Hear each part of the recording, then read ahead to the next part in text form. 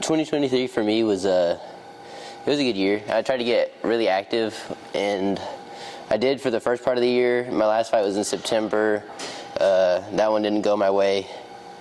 I tried to fight again in early November. We just had a bunch of guys pulling out, so I took some time off, and then I think we're going to be back fighting March 2nd for Melee for the 35 belt, so that's something to look forward to now for 2024.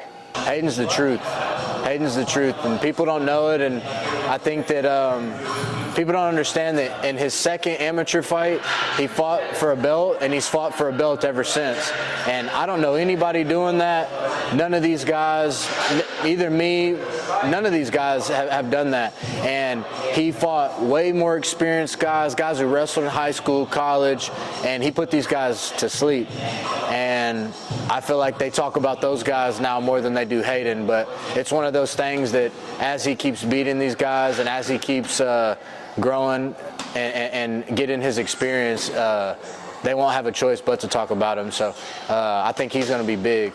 Hayden, he started with me about 6 years ago, and man, he's one of the ones that just every year he's getting better and more confident in his style, adding to his style. You know, he never thinks anything's good enough. He's trying to get better each day and every day. So that's championship quality right there to me. So I feel like eventually, you know, he'll get to where he belongs. The 2024, I'll get one more amateur fight. Is kind of what we're thinking. So one more amateur fight, get a belt, and then we'll end up going pro sometime during the year.